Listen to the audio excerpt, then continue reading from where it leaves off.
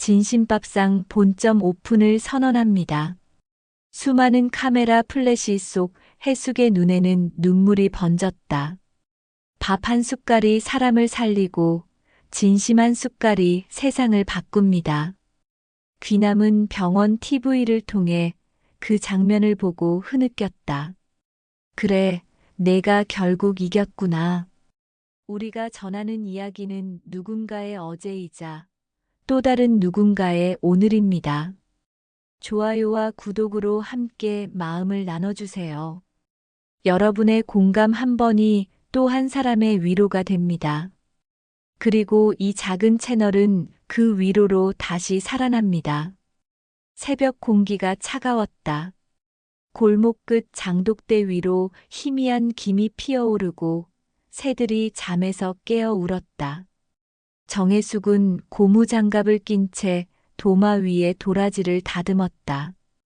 칼끝이 탁탁 부딪히는 소리만이 고요한 새벽을 깨웠다. 그녀의 하루는 언제나 이렇게 시작됐다. 반찬 가게 문을 열기 전 시장에 나가 재료를 사고 손님 맞을 준비를 하는 것. 그것이 그녀의 일상이자 살아있음의 증거였다. 사장님, 오늘도 일찍 나오셨네요. 단골 채소상 할머니가 웃었다. 이제는 몸이 먼저 일어나네요. 잠을 자면 장사가 늦어요. 그녀는 무심히 대답했지만 얼굴에는 여유가 묻어났다. 세월이 그녀를 무겁게 했지만 마음만큼은 단단해졌다. 해숙 반찬. 낡은 유리문 위 간판엔 그런 이름이 붙어 있었다. 전 남편이 생전에 사두었던 변두리 땅이 재개발되며 뜻밖의 보상금이 생겼다. 많은 이들이 그 돈으로 쉬라고 했지만 해숙은 오히려 일터를 만들었다. 남은 인생은 내 손으로 지은 밥으로 살래요. 그 말처럼 그녀는 반찬을 통해 다시 세상과 마주했다. 밥 냄새와 된장 향이 퍼진 가게는 작지만 따뜻했다. 손님들은 그녀를 좋아했다. 사장님, 어제 산 멸치볶음 덕분에 밥 한 그릇 뚝딱 했어요. 김치는 역시 손맛이야. 그런 말들이 하루의 피로를 녹였다. 그러나 그 웃음 뒤엔 오래된 그늘이 있었다. 가난한 집 맏딸로 태어나 17의 공장에 들어갔고 22에 결혼했다.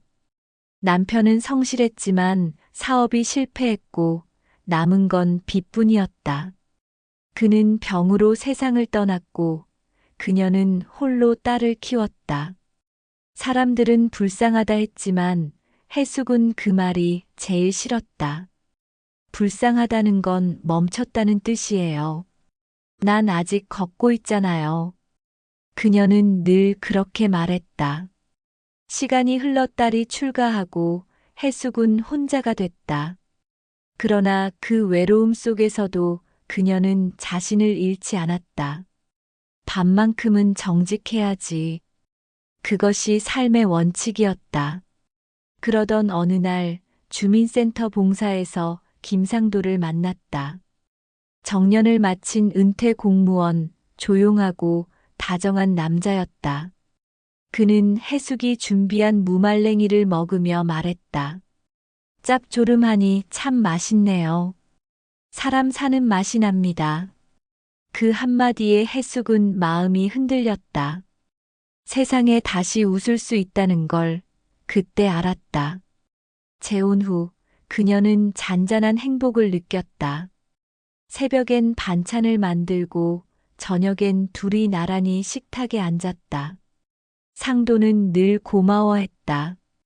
당신 반찬 덕에 하루가 부드러워져요. 하지만 그 평화는 길지 않았다. 상도의 어머니 오기남. 체면과 예절을 중시하는 전형적인 시골 어른이었다. 그녀는 처음부터 해숙을 곱게 보지 않았다. 전 남편도 있었다면서 가난한 집 딸이라더라. 그런 여자를 며느리로 들이면 체면이 서겠니? 그 말이 귀에 꽂혔다. 해숙은 아무 말 없이 고개를 숙였다. 밤이 깊었다. 반찬통을 닦던 손이 멈췄다. 나는 왜 늘 미움받는 쪽일까? 하지만 곧 마음을 다잡았다. 이번엔 울지 말자. 진심으로 보여주자. 그녀는 다시 장갑을 끼고 된장을 휘저었다. 다음 날 가게 문을 여는 해숙의 얼굴엔 잔잔한 미소가 피어 있었다. 창밖으로 겨울 햇살이 들어왔다. 새로 붙인 문구가 유리문에 반사됐다. 해숙 반찬 밥 한 숟가락의 진심. 그 문구처럼 그녀의 삶은 단순하지만 진심이었다. 그녀는 서랍에서 딸에게 받은 편지를 꺼냈다. 엄마, 당신이 자랑스러워요. 돈이 아니라 사람 냄새 나는 삶을 사는 게 멋져요. 그 글을 읽으며 해숙은 고개를 끄덕였다. 그래, 난 잘 살고 있구나. 바로 그때 상도의 전화가 울렸다. 여보, 내일 어머니 모시고 갈게요. 같이 저녁 먹어요. 순간 해숙의 미소가 굳었다. 그래요. 제가 준비할게요. 전화를 끊고 그녀는 조용히 반찬통을 닫았다. 다시 시작이네. 이번엔 어떤 말을 들을까? 저녁 무렵 가게 문을 닫으며 그녀는 하늘을 올려다봤다. 노을빛이 붉게 번졌다. 괜찮아. 이번엔 울지 않을 거야. 그녀는 작게 중얼거렸다. 그때 멀리서 바람이 불었다. 간판 위 문구가 흔들렸다. 밥 한 숟가락의 진심. 그녀의 두 번째 인생이 그렇게 조용히 익어가고 있었다. 오후 부엌은 전쟁터 같았다.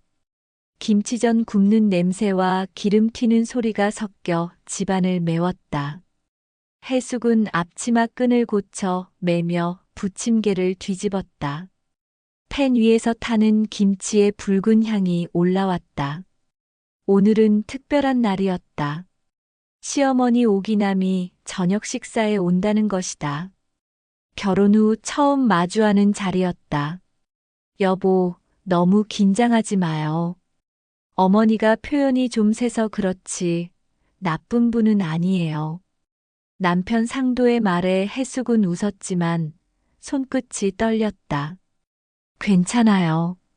진심이면 언젠간 통하겠죠. 그녀는 그렇게 말했지만 마음 한켠은 서늘했다.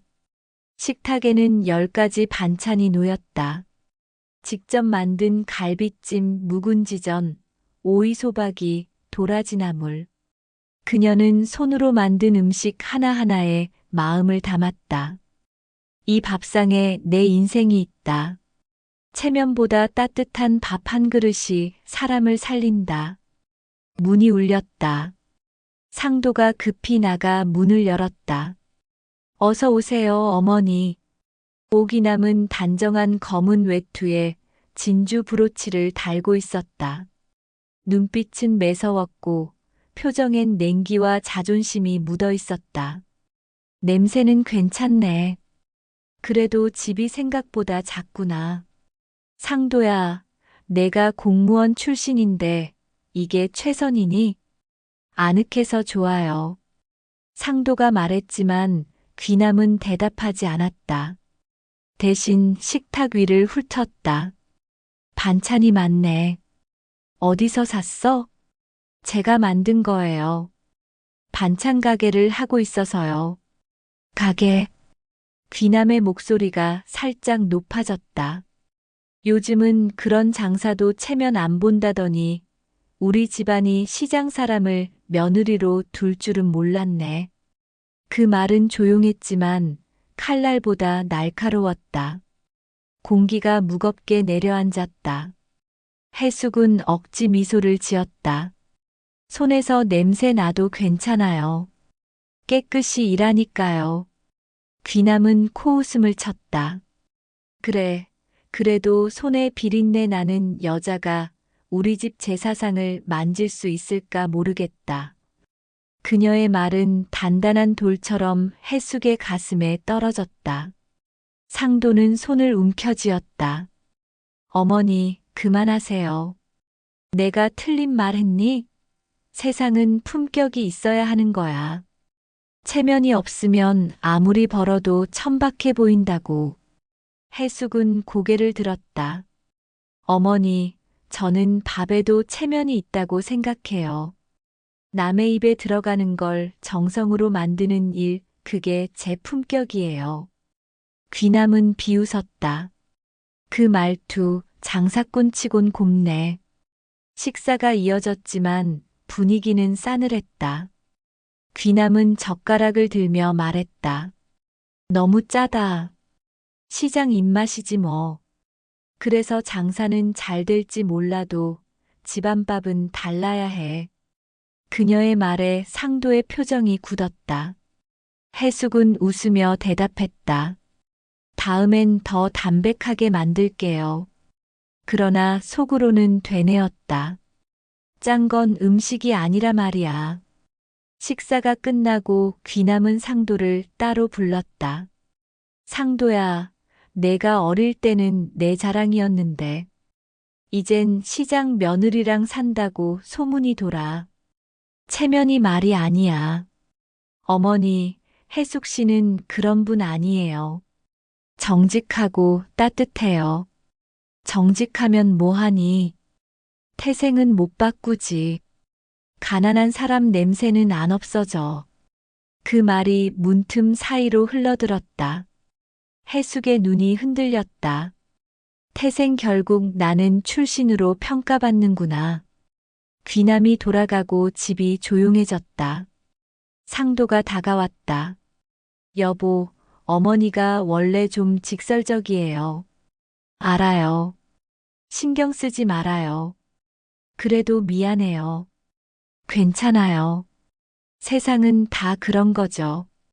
가난했던 사람은 평생 증명하며 살아야 하니까. 그녀의 목소리는 담담했지만 눈빛은 서늘했다.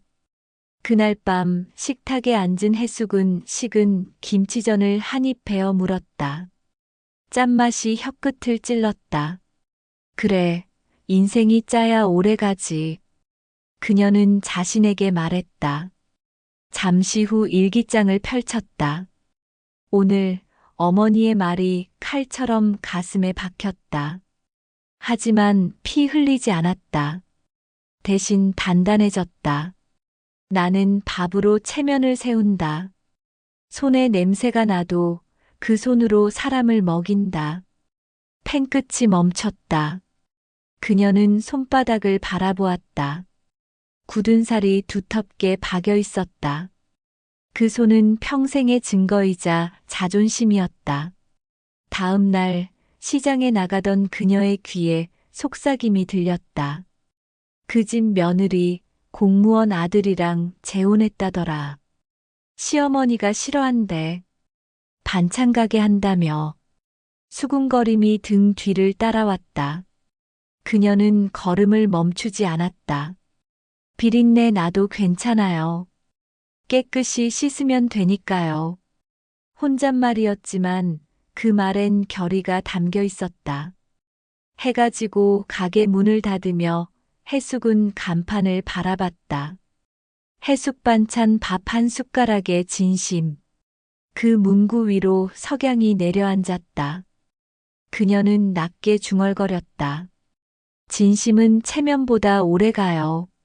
언젠가 어머니도 알게 되겠죠. 그녀의 얼굴엔 미소가 번졌지만 눈가엔 빛이 서려 있었다.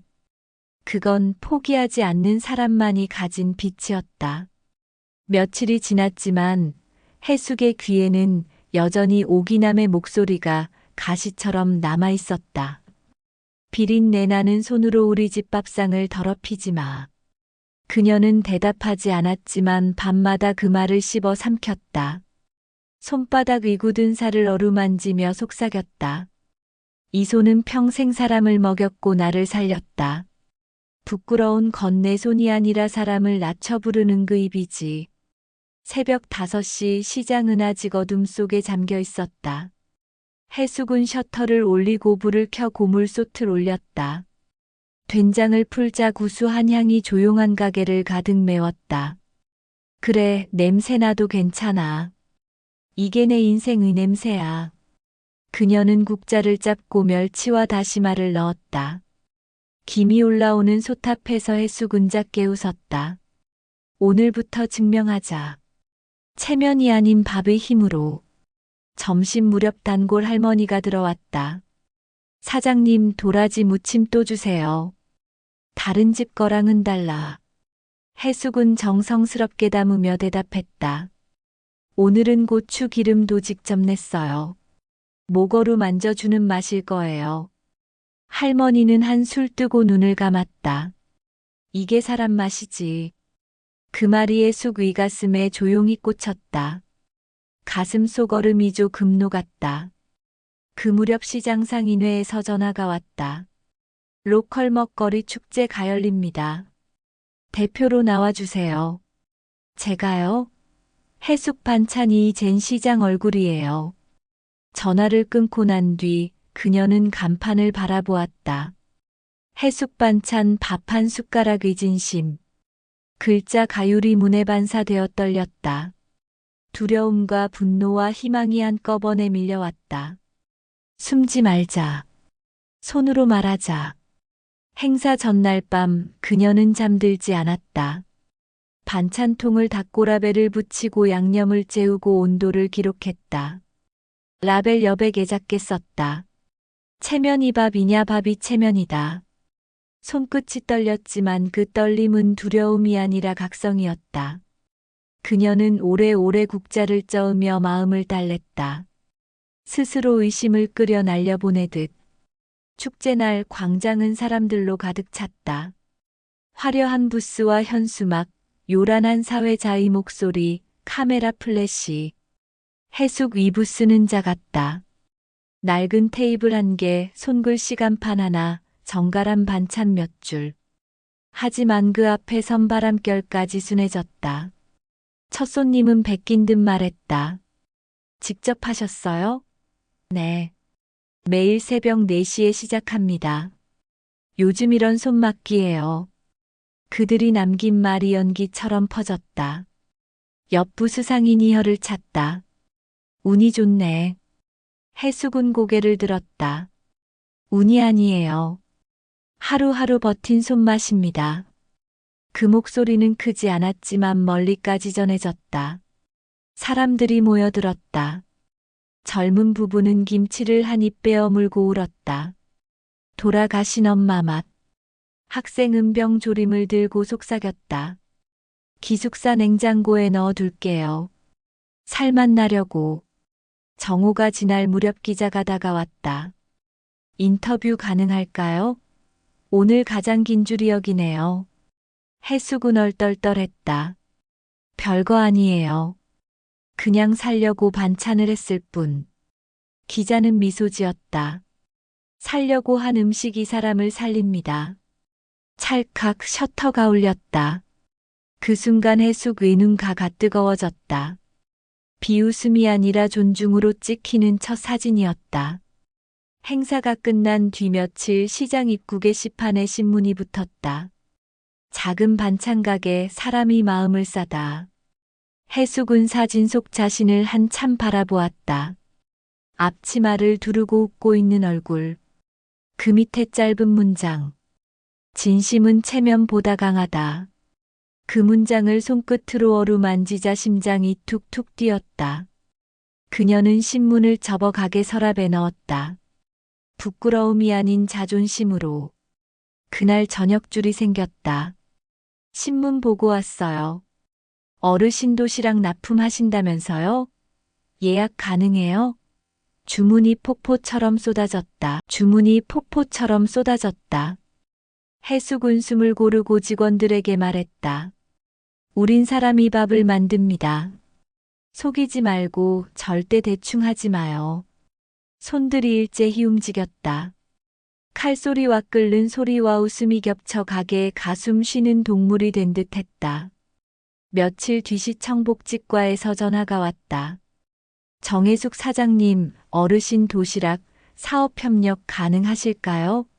기사 보고 연락드렸습니다. 해수군 잠시 말문이 막혔다. 영광입니다. 책임지겠습니다. 전화를 끈 차 손바닥이 뜨거워졌다. 이 손이 이제 사람을 살린다. 그녀는 눈을 감고 천천히 숨을 들이마셨다. 수십 년 모욕과 가난의 기억이 멀리 밀려갔다. 밤 상도 가신문을 들고 들어왔다. 여보, 당신 기사 봤어. 어머니도 읽으셨대. 해숙은 조심스레 물었다. 뭘 하셨어? 아무 말도 안 하고 신문만 접으셨대. 해숙은 미소 지었다. 그 침묵이 박수일지도. 그녀는 잠시 창밖을 보았다. 네온에 젖은 비가 골목을 씻었다. 가게 유리 문에 비친 자신의 얼굴이 낯설지 않았다. 이제야 내 얼굴 같았다. 며칠 뒤 기남은 동네에서 속삭임을 들었다. 며느리 반찬이 시청 납품까지 했다더라. 줄이 장난 아니래. 귀남은 찻잔을 들고 창밖을 보았다. 손끝이 희미하게 떨렸다. 진심으로 일하는 사람은 결국 체면을 이긴다. 그녀는 천천히 숨을 내쉬었다. 자존심은 여전히 날카로웠지만 무언 가작게 흔들렸다. 가게를 닫는 밤 해숙은 간판을 올려다 보았다. 해숙 반찬 밥 한 숟가락의 진심. 불빛이 작게 깜빡이고 골목바닥 의물 웅덩이가 별처럼 반짝였다. 그녀는 굳은 살 박힌 손바닥을 포겠다. 비린내 나도 괜찮아. 이 손으로 사람을 먹이고 살렸어. 그녀는 일기장을 펴고 썼다. 가난한 며느리가 세상을 바꿨다. 체면은 무너지고 진심 이왕이 되었다. 그리고 나는 드디어 나 자신이 되었다. 해숙의 가게는 어느새 시장의 명물이 되었다. 새벽마다 불빛이 새어나오고 반찬 냄새가 골목을 덮었다. 그녀의 손끝에서 만들어진 간장조림, 깻잎 무침, 오징어 볶음은 이웃들의 밥상을 채우고 동네의 하루를 따뜻하게 했다. 사람들은 해숙 반찬 먹으면 기운이 난다며 웃었고 신문에는 진심의 손맛이라는 제목이 실렸다. 해숙은 주방 한켠에 그 기사를 액자로 걸어두었다. 그러나 그 평온한 날들은 오래가지 않았다. 요즘 해숙이 돈 좀 벌었다던데? 직접 안 한다더라. 직원 돌리고 있다던데? 그럴 줄 알았어. 사람은 안 변해. 처음엔 무시했다. 하지만 한마디, 두마디. 시장의 공기 자체가 달라졌다. 이웃의 인사엔 미묘한 경계가 묻었고 늘 웃던 단골들도 말을 줄였다. 그녀는 속으로 되뇌었다. 성공하면 시샘도 따라오는 법이지. 흔들리지 말자. 그러나 마음 한쪽이 조용히 무너지고 있었다. 며칠 뒤 단골이 찾아왔다. 사장님, 요즘 반찬 맛이 좀 달라졌어요. 제가 만든 건데요. 직원들이 대신 만든다는 소문이 있던데요. 그녀는 손에 들고 있던 국자를 내려놓았다. 소문은 바람이죠. 금방 지나갈 거예요. 하지만 웃음이 힘들었다. 도마 위에 칼이 손가락 끝을 스쳤다. 피가 맺혔지만 그녀는 닦지 않았다. 그래, 아프면 돼. 피가 나도 진심으로 하자. 그러던 어느 날 시청 담당자의 전화가 걸려왔다. 정 사장님, 도시락 납품 중 불량품이 발견됐습니다. 불량품이요? 그럴 리가요. 유통기한 지난 반찬이 나왔습니다. 그녀는 귀를 의심했다. 매일 새벽 새 걸로 포장합니다. 사진과 신고가 들어왔습니다. 그녀는 그대로 멍해졌다. 식탁 위 된장국 냄새가 미묘하게 비릿했다. 가게로 뛰어간 그녀는 냉장고를 열었다. 썩은 반찬통 몇 개가 구석에 있었다. 라벨엔 그녀의 글씨가 아니었다. 그녀는 가슴이 철렁 내려앉았다. 그때 민정이 문을 열고 들어왔다. 사장님, 그건 제가 붙였어요. 하루 지난 거라 괜찮을 줄 알았어요. 괜찮다고? 사람 입에 들어가는 거야. 요즘 너무 깐깐하셔서 그 정도는 괜찮잖아요. 괜찮다니. 우리가 파는 건 반찬이 아니라 신뢰야. 민정은 울먹였다. 사장님도 이젠 돈 버는 사람 아니에요? 사람 사는 세상인데 하루쯤 지난 게 뭐가 그렇게 대수해요? 그녀의 말이 해숙의 가슴을 후벼 팠다. 민정 씨, 난 돈보다 이름을 지켜요. 이 반찬은 내 얼굴이자 내 인생이에요. 민정의 입술이 떨렸다. 죄송해요. 다시는 안 그럴게요. 하지만 이미 늦었다. 이틀 후 신문 일면에 기사가 실렸다. 시청 납품 반찬 불량 논란, 해숙 반찬 진심의 배신? 사진 속 해숙은 앞치마를 두르고 웃고 있었다. 그러나 그 아래엔 자극적인 문장이 붙어 있었다. 성공 뒤의 그늘, 진심도 때로 상한다. 그녀의 손이 떨렸다. 신문을 바닥에 떨어뜨렸다. 사람의 밥을 더럽혔다고? 진심이 더럽다는 건가? 남편 상도가 달려와 그녀를 붙잡았다. 여보, 진정해요. 곧 조사 나올 거예요. 사람들이 이미 날 믿지 않아요. 그게 제일 무서워요. 며칠 후 가게 앞엔 낙서가 붙었다. 불량 반찬 파는 집. 그녀는 그 종이를 천천히 떼어내며 그래, 체면도 잃었네. 이젠 진심만 남았지. 하고 중얼거렸다. 밤마다 손이 떨렸고 칼이 자꾸 삐뚤게 나갔다. 체면이 밥이냐 했던 내가 이젠 밥 한 숟가락의 체면도 잃었구나. 시청 감사팀이 들이닥친 건 그 다음 날이었다. 그들은 냉장고를 열고 창고를 뒤지고 영수증과 배달표까지 하나하나 확인했다. 민정은 결국 울음을 터뜨렸다. 제가 잘못했어요. 사장님은 몰랐어요. 감사관은 고개를 끄덕였다.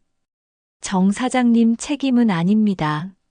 내부 실수로 확인됐습니다. 그녀는 주저앉았다. 바닥에 콘크리트가 차갑게 등을 스쳤다. 그래도 사람들은 날 믿지 않아요. 신뢰는 깨지면 다시 붙지 않아요.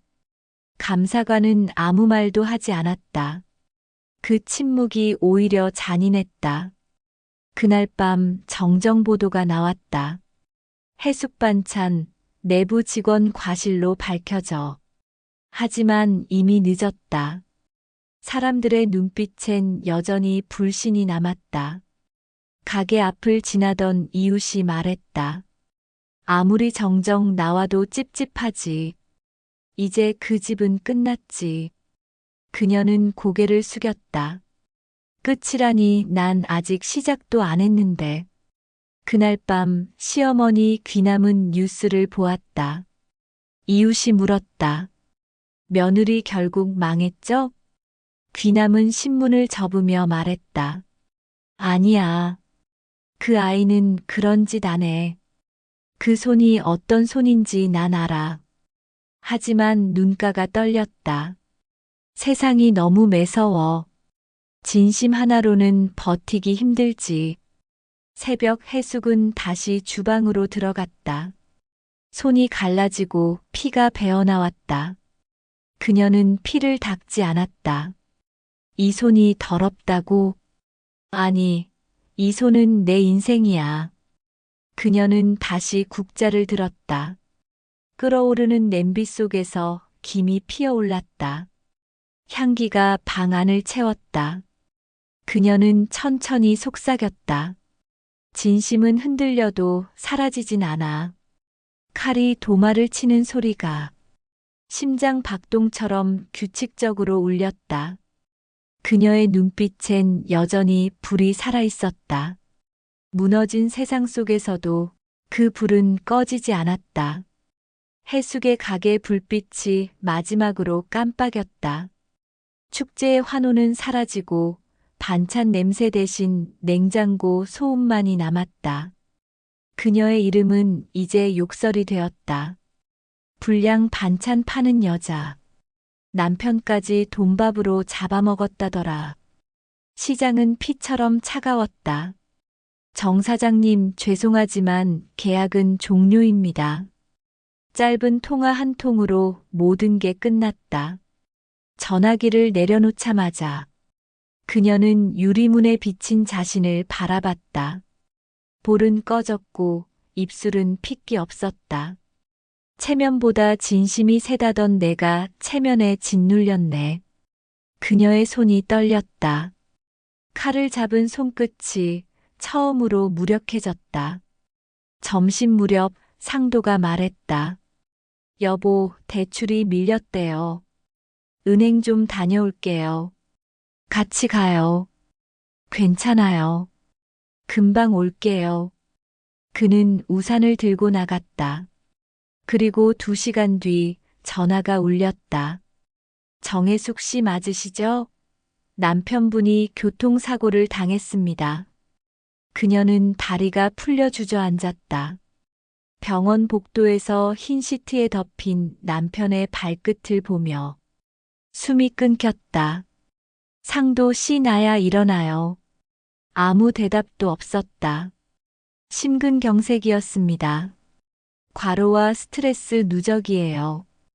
의사의 말이 들리지 않았다. 그녀의 귀엔 남편의 마지막 말만 맴돌았다. 여보, 오늘만 버티자. 장례식장에서 향 냄새가 매캐했다. 조문객들의 눈빛엔 동정 대신 혐오가 있었다. 사업 망해서 남편이 스트레스 받았다더라. 욕심이 과했지. 그녀는 절을 하며 웃었다. 맞아요. 다 제 탓이에요. 그때 문이 쾅 열렸다. 귀남이 들어왔다. 장례식장이 얼어붙었다. 이게 내가 만든 꼴이야. 귀남은 신문을 던졌다. 남편 사망 원인, 아내의 무리한 사업.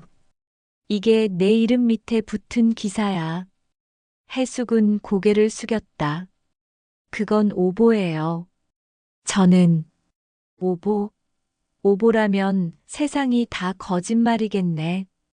귀남은 목소리를 높였다. 남편 굶겨가게 차리고 체면 팔아 돈 벌고 이제 남편까지 죽였어. 그런 말하지 마세요. 입 다물어. 넌 아들을 잡아먹은 년이야. 귀남의 손이 해숙의 뺨을 후려쳤다. 쾅, 향로가 쓰러지고 재가 바닥에 흩어졌다. 조문객들이 움찔했다.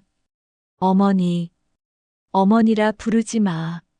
내 아들을 밥줄 삼은 여자가 무슨 며느리야. 그녀의 목소리는 악에 찬 짐승의 울음 같았다. 그 손으로 다시 밥 짓는 날엔 내가 그 밥통을 깨부술 거야. 그녀는 발로 상 위의 밥상을 차버렸다. 밥알이 흩어지고 국그릇이 깨졌다.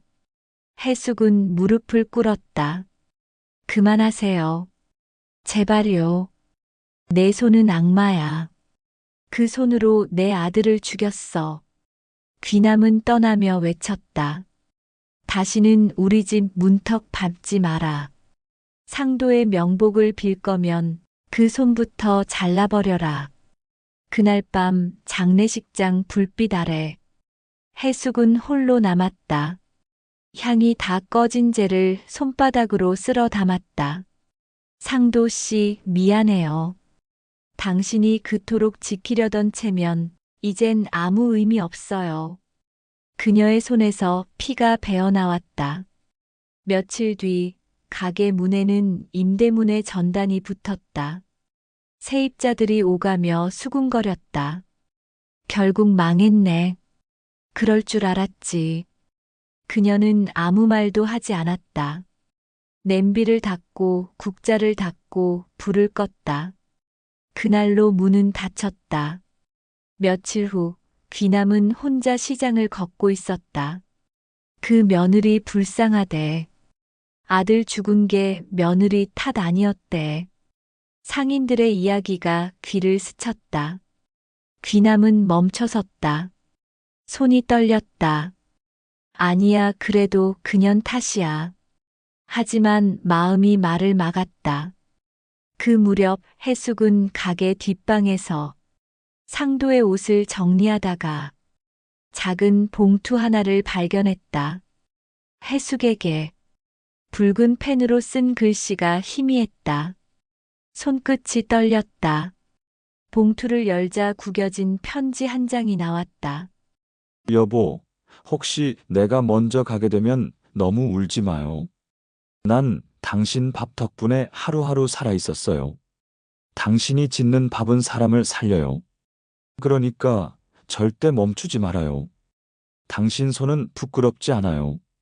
그 손이 내 자랑이에요. 그녀는 편지를 쥔 채 주저앉았다. 눈물이 터졌다. 상도 씨, 당신은 다 알고 있었군요. 그녀는 그 자리에서 밤을 새웠다. 새벽 창문 사이로 햇살이 스며들었다. 그 빛이 주방의 칼날 위로 닿았다. 손끝이 미세하게 떨렸다. 이 손이 아직 살아있네. 그녀는 불을 켰다. 한 번도 울지 않던 주전자에서 김이 피어올랐다. 그녀는 작은 냄비에 된장을 풀었다. 그 향기 속에서 남편의 목소리가 들리는 듯했다. 여보, 밥은 사람을 살려. 그녀는 조용히 웃었다. 그래요. 이번엔 그 말대로 해볼게요. 며칠 뒤 시장의 한 모퉁이에 작은 간판이 걸렸다. 진심밥상. 기름때 묻은 손으로 글씨를 쓰며 그녀는 속삭였다. 체면은 버렸지만 내 밥은 남았어. 첫 손님은 근처 공사장의 젊은 일꾼이었다. 아줌마, 반찬 좀 파세요. 그녀는 손끝에 상처를 감싸쥐며 말했다. 네, 잠시만요. 오늘은 김치가 좀 짭니다. 눈물로 절였거든요. 그녀는 국자를 들었다.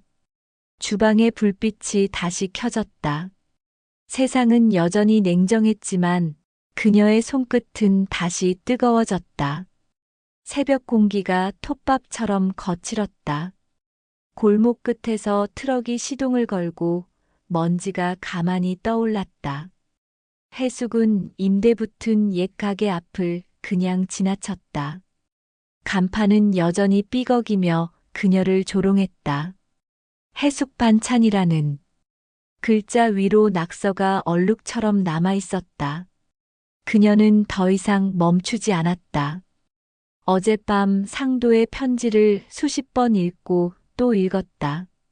당신 손은 부끄럽지 않아요. 그 손이 내 자랑이에요. 그 한 줄이 등뼈에 불을 붙였다. 그녀는 시장 끄트머리 유휴 주차장으로 향했다. 광장 한켠에 허가받은 푸드트럭 자리, 녹슨 손수레 한 대, 접이식 테이블 2개, 진심밥상이라 쓴 종이 간판을 집게로 꽉 물렸다. 바람이 불 때마다 종이가 떨렸다. 해숙은 고무줄로 한 번 더 고정하며 중얼거렸다. 떨려도 떨어지지 마. 나도 그럴게. 가스버너에 불을 붙이자 칙 소리가 났다. 멸치와 다시마가 빠진 냄비에서 맑은 소리가 올라왔다. 된장을 풀 때 코끝으로 전해지는 구수함이 심장을 천천히 덮였다. 이 냄새를 아는 사람은 내 편일 거야. 그녀는 고등어에 칼집을 넣고 굵은 소금으로 비린내를 눌렀다. 대파 썰리는 소리가 규칙적으로 도마를 두드렸다. 손등에 굳은 살이 살짝 쓸렸지만 오늘은 아프지 않았다. 첫 손님은 공사장 안전모를 쓴 20살 남짓의 청년이었다. 아줌마, 반찬 얼마예요?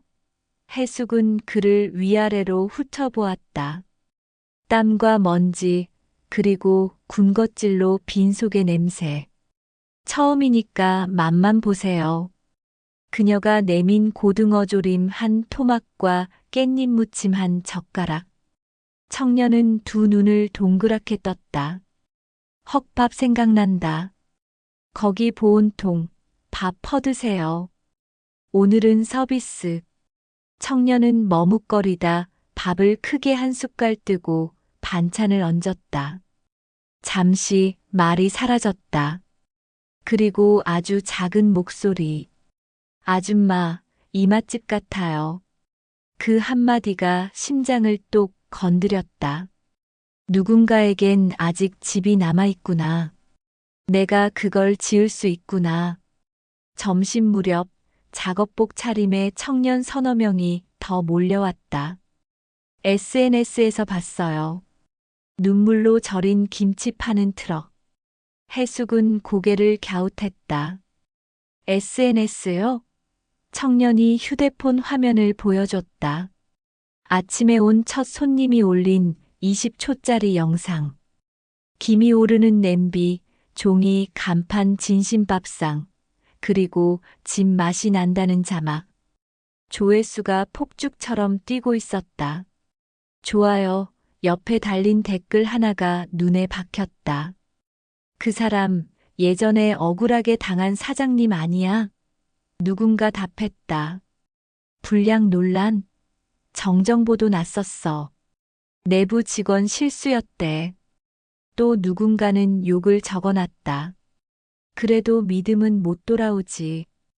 해숙은 화면을 닫고 미소를 지었다. 믿음은 내가 데려오죠. 오후가 깊자 낯익은 등이 보였다. 흰머리를 단정히 묶은 단골 할머니였다. 논두렁처럼 주름진 손이 수줍게 흔들렸다. 사장님 아니, 이제 뭐라고 불러야 하나. 여기서 다시 하네. 해숙은 고개를 깊이 숙였다. 죄송했어요. 제 이름 때문에 밥맛까지 상하게 해서. 할머니가 고개를 저었다. 입이 기억하는 맛은 거짓말을 못하지. 나 도라지 무침 먹겠어. 해숙은 새하얀 접시에 도라지와 고춧가루, 매실청을 비벼 얹었다. 할머니는 한 입에 씹었다. 침묵. 그리고 작게 웃으며 말했다. 다시 살겠다. 네 글자 다시 살겠다. 그 말이 가슴에 박혀 흔들렸다. 해가 기울 무렵 불청객도 왔다. 시장통 사진을 찍으며 주변을 휘젓던 지역 인터넷 매체 기자. 사장님 한 말씀만. 남편 사망 뒤 밥 장사 재개 자극적이죠? 인터뷰할까요? 해숙은 손수건으로 손을 닦았다. 그런 제목이면 인터뷰 안 해요. 남편은 기사거리 아니고 제 밥은 사람의 밥이에요. 기자가 헛웃음을 터뜨렸다. 아니, 시청률 아니, 조회수 좀 챙기자고요. 조회는 당신이 챙기고 사람은 제가 챙깁니다. 그녀가 딱 잘라 말하자 옆에서 공사장 청년들이 눈을 마주치고 끄덕였다. 기자가 혀를 찼다. 차갑네. 뭐, 그럼 우리가 알아서 쓰지. 그가 돌아서는데 누군가 그 앞을 막아섰다. 첫 번째 손님이었다. 형, 사실대로 써. 아줌마 욕하면 우리 현장 전체가 내 기사 신고할 거야. 기자가 비웃으려다 그 숫자에 눌려 말을 삼켰다. 해숙은 아무 말 없이 다시 불을 올렸다. 다음 날 새벽 그녀는 상도의 편지를 투명 라미네이트로 싸서 트럭 암벽에 고정했다. 절대 멈추지 말아요. 글자마다 숨이 들었다 놨다 하는 것 같았다. 그리고 작은 상자 하나를 꺼냈다. 장부였다. 첫 장에 적었다.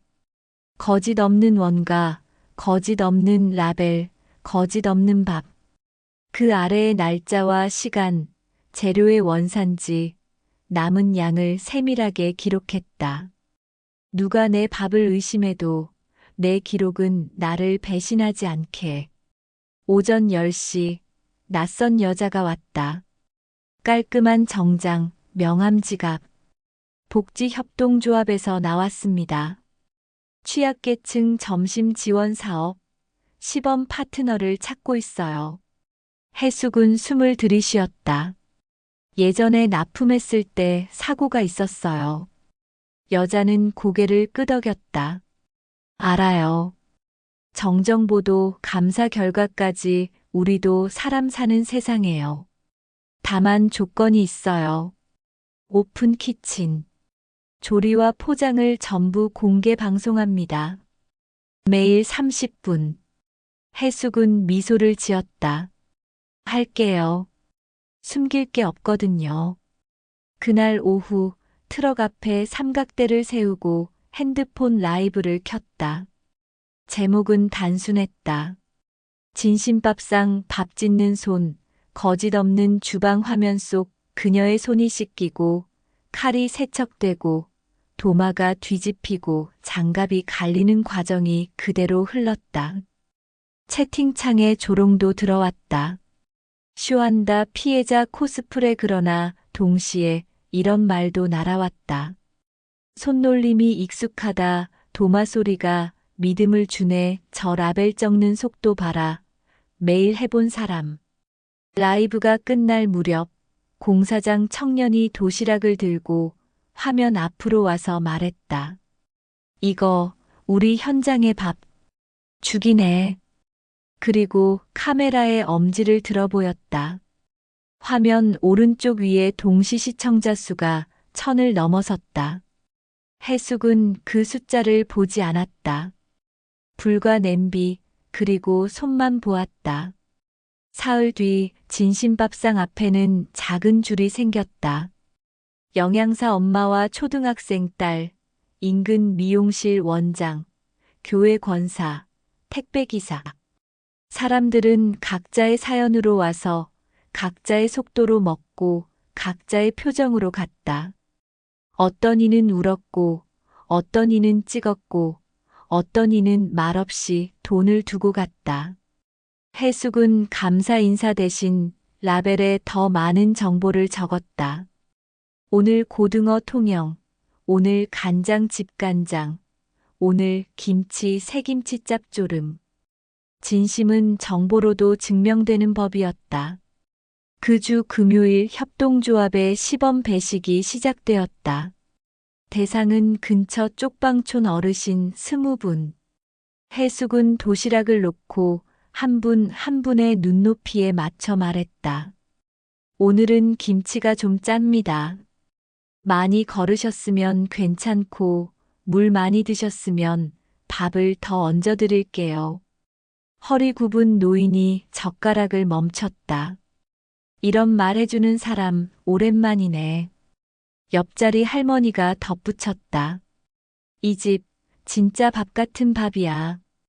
그 말에 해숙의 목이 잠시 메었다. 내가 돌아왔다. 그날 밤 트럭에서 장부를 정리하는데 낯선 알림음이 울렸다.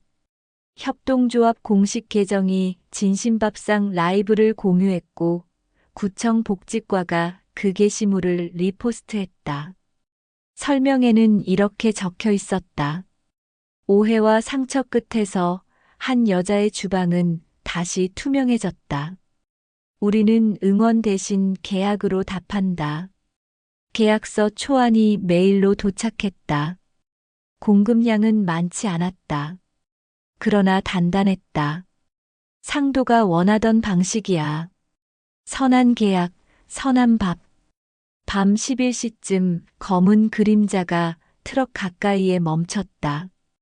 민정이었다. 모자를 푹 눌러쓰고 주변을 살폈다. 사장님 해숙은 고개를 들지 않았다. 물이 졸아드는 냄비 소리만 들렸다. 저 미안했어요. 그때 해숙은 국자를 걸고 천천히 돌아섰다. 민정의 눈가에는 눌러 담은 죄책감이 고여 있었다. 내가 욕먹을게. 사장님은 그만 해숙이 손을 들었다. 민정 씨, 나중에 경찰서에서 하던 얘기 여기서 하지 말아요. 세상은 쉬운 사과를 못 믿어. 그럼 어떻게 해야 어제보다 나아진 사람이 되는 거? 해숙은 장부를 펼쳐 보였다. 내일 새벽 5시 이 자리에서 원산지 스티커부터 붙입시다. 틀리면 당신 이름으로 바로잡고 도망치지 말아요. 민정은 울음을 삼키며 고개를 끄덕였다. 네.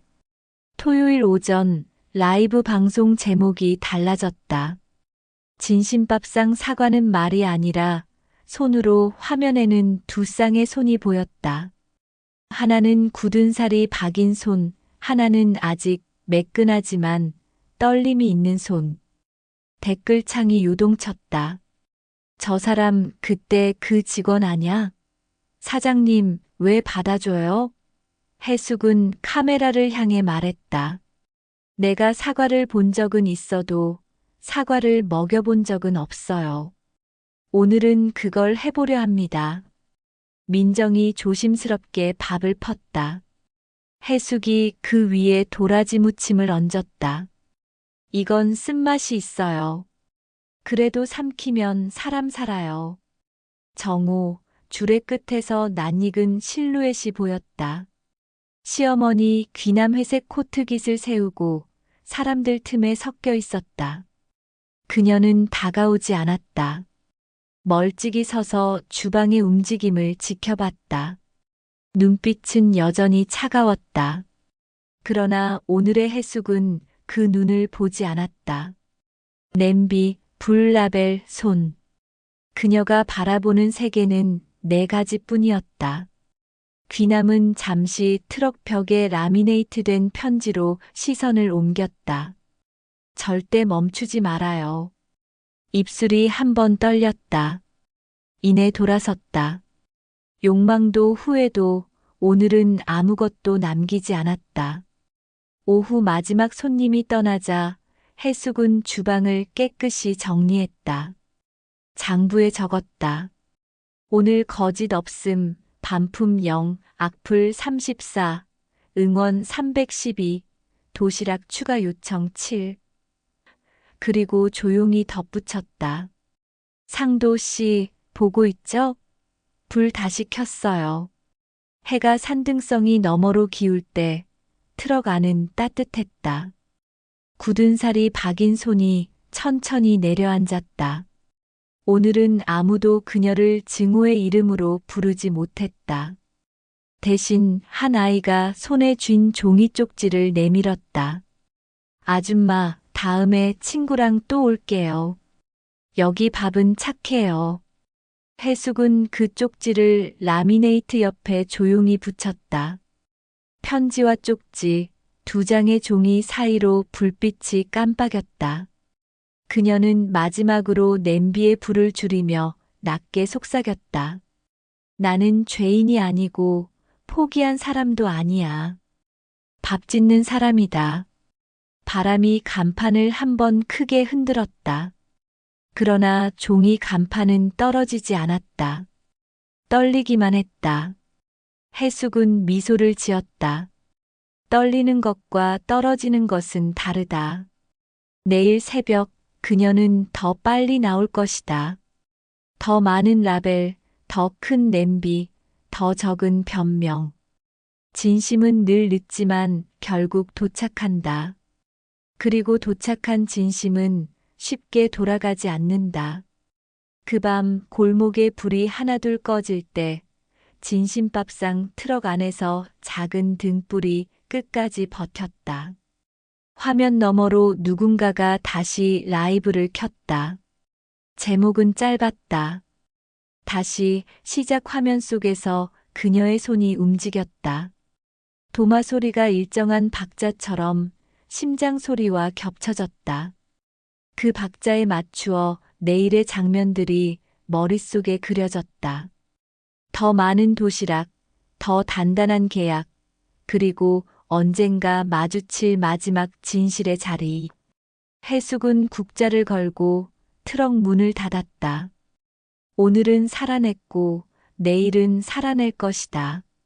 밥은 계속 끓을 것이다. 일요일 오전 시장은 유난히 조용했다. 진심밥상 트럭 앞에 세워둔 휴대폰 카메라가 녹화를 시작했다. 오늘의 라이브 제목은 진심밥상 거짓의 끝, 밥의 시작. 해숙은 앞치마를 정리하고 화면을 바라봤다. 손끝이 조금 떨렸지만 두렵지 않았다. 그녀의 눈빛은 오래된 재처럼 차분했다. 오늘은 조금 다른 이야기를 하려 합니다. 그녀의 목소리가 마이크를 타고 울렸다. 저는 불량 반찬 사장으로 욕먹었고 남편을 잃었어요. 하지만 진실은 아직 여기에 남아 있습니다. 그녀는 오래된 파일처를 꺼냈다. 노랗게 바랜 계약서, 검사서, 그리고 납품일지. 이건 2년 전 납품 당시의 식품 검사 결과표예요. 모든 수치가 정상이었어요. 그런데 그날 단 한 장의 조작된 문서가 올라왔죠. 그녀는 화면에 확대된 사진을 띄웠다. 해숙반찬 식중독균 검출이라는 가짜 보고서. 이걸 작성한 사람이 누구였는지 이제는 말할 수 있습니다. 순간 채팅창이 폭주했다. 누구야? 그때 뉴스 기억나. 진짜 밝혀진다고? 그녀는 천천히 고개를 들었다. 제 밑에서 일하던 직원 민정 씨. 하지만 그 뒤엔 다른 사람이 있었습니다. 그 순간 사람들 틈에서 한 여자가 나타났다. 시어머니 귀남이었다. 회색 코트를 단정히 여민 채 무대 앞으로 걸어왔다. 현장은 숨이 멎은 듯 조용했다. 귀남은 여전히 매서운 눈빛이었다. 내가 또 쇼를 하는구나. 사람 동정 끌어내려는 거지. 아니요. 오늘은 쇼가 아니라 기록입니다. 해숙이 화면을 가리켰다. 여기 CCTV 녹화가 있습니다. 당시 민정 씨가 본사에 잘못된 서류를 전달했어요. 그리고 그 서류를 보낸 이메일 계정의 IP. 해숙은 잠시 말을 멈추었다. 귀남 어머니, 그날 새벽 어머니 댁에서 접속된 기록이 나왔어요. 순간 시장 전체가 얼어붙었다. 귀남의 얼굴이 하얗게 질렸다. 그게 무슨 소리야? 누군가가 저를 끌어내리려고 했어요. 며느리가 우리 집 체면을 깎았다는 이유로요. 그래서 조작된 보고서가 세상에 나간 거죠. 사람들 사이에서 수군거림이 퍼졌다. 진짜 시어머니가 그랬대? 세상에 저 여자가. 귀남은 몸을 떨었다. 내가 그랬다고? 그깟 밥장사 때문에 우리 집 이름을 더럽히게 생겼는데 그걸 막으려던 게 죄냐? 죄가 아니라 오만이었죠. 해숙의 목소리가 낮게 가라앉았다. 사람의 체면은 밥보다 가벼워요. 밥은 사람을 살리지만 체면은 사람을 죽이니까요. 귀남의 입이 떨렸다. 그래서 나를 공개적으로 욕보이겠다고? 욕이 아니라 진실이에요. 제가 당한 거짓이 당신 이름으로 덮여 있었으니까. 귀남은 뒤로 한 걸음 물러났다. 사람들의 시선이 칼날처럼 꽂혔다. 당신이 며느리를 죽인 거야. 누군가 속삭였다. 그 말에 귀남의 얼굴이 무너졌다. 그만하라고. 그녀는 귀를 막았지만 소문은 이미 세상으로 흘러나갔다. 해숙은 손에 들고 있던 편지를 꺼냈다. 이건 남편 상도 씨가 남긴 글입니다. 당신의 손은 내 자랑이다. 그 말이 거짓이었다면 저는 오늘 이 자리에서 불을 끄려 했을 겁니다. 하지만 이제 압니다. 그가 본 건 체면이 아니라 진심이었어요. 귀남은 고개를 숙였다. 사람들이 스마트폰을 들고 있었다. 그만 찍어요. 그녀의 목소리가 작게 떨렸다. 그 모습은 처음으로 인간 같았다. 해숙은 카메라를 향해 마지막 말을 남겼다. 오늘부로 거짓된 기록은 삭제되고 새로운 라벨이 붙습니다. 이 라벨엔 한 단어만 씁니다. 진심. 그녀는 국자를 들어 올렸다. 끓는 냄비에서 김이 피어올랐다. 화면에 댓글이 쏟아졌다. 사이다다. 저 시어머니, 이제 끝났네. 이게 진짜 복수지. 귀남은 조용히 돌아섰다. 군중 속으로 사라지는 뒷모습은 초라했지만 해숙은 미소조차 짓지 않았다. 그녀는 불을 줄이고 조용히 국자를 걸었다. 이제 복수도 끝났어요. 이제부터는 밥으로 사람을 살릴 겁니다. 불빛이 잦아들자 카메라 속 그녀의 손이 마지막으로 흔들렸다. 오늘도 밥은 끓습니다. 그리고 저는 그 냄비를 지킬 겁니다. 봄이 왔다.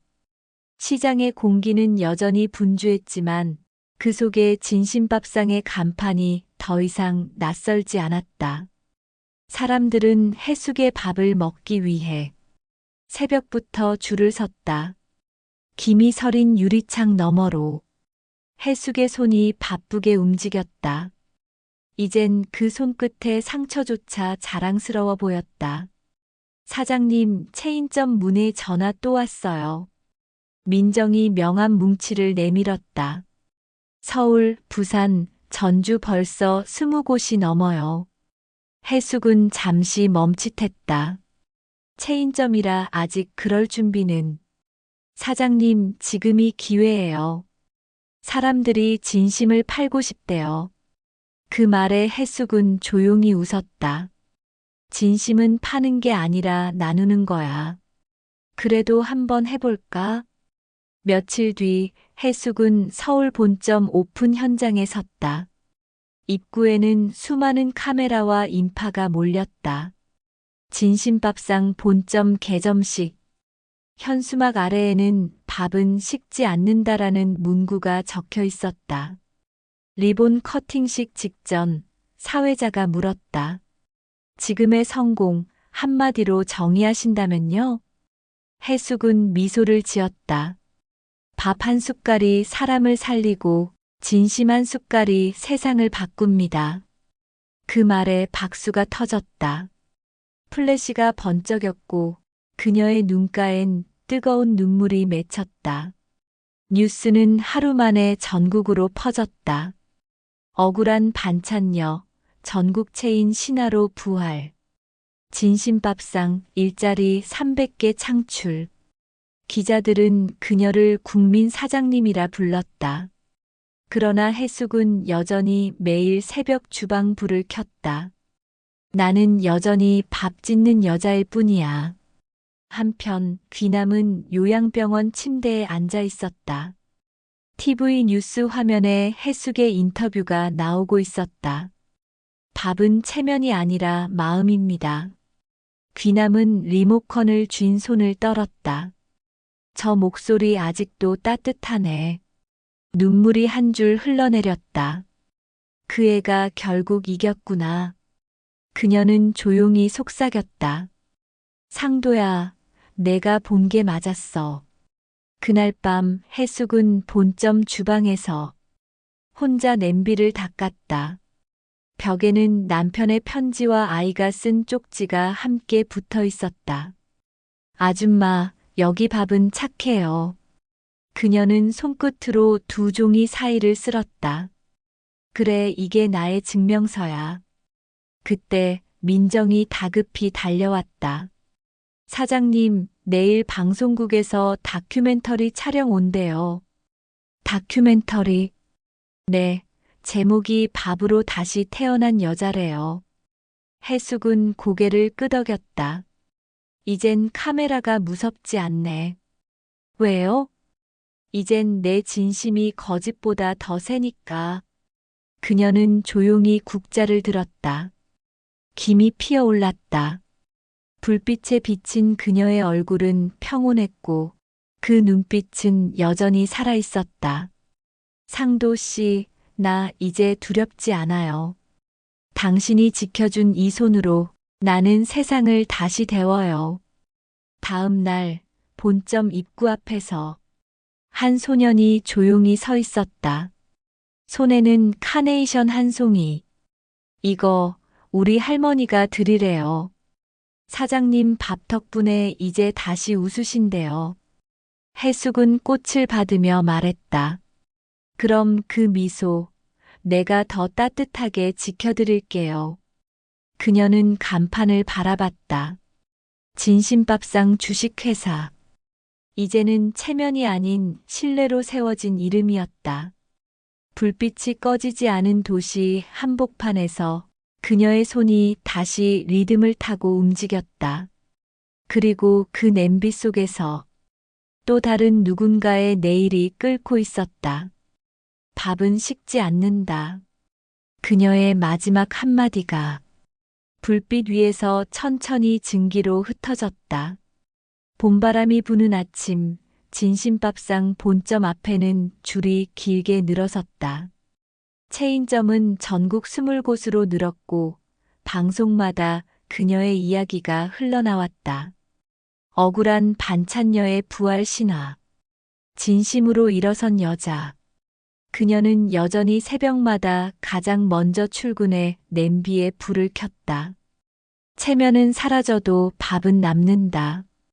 그녀가 늘 하는 말이었다. 점심시간 손님들로 북적이는 가게 문이 열렸다. 하얀 모자와 회색 코트를 쓴 노년의 여자가 들어섰다. 순간 직원들이 웅성거렸다. 그녀는 시어머니 귀남이었다. 해숙의 손끝이 멈췄다. 칼이 도마 위에서 미끄러졌다. 어머니.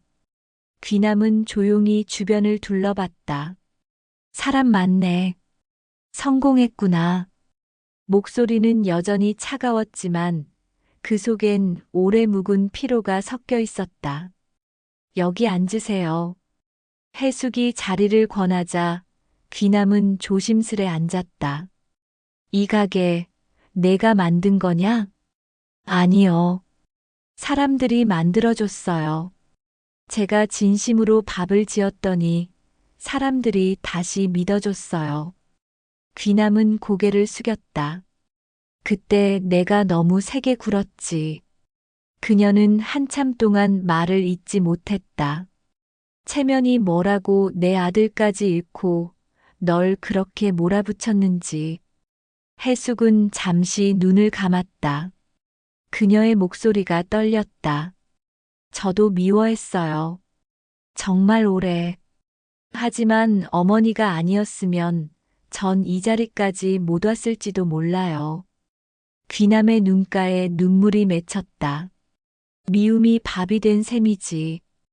해숙은 반찬 한 접시를 내밀었다. 이건 상도 씨가 좋아하던 도라지 무침이에요. 귀남은 젓가락을 들었다.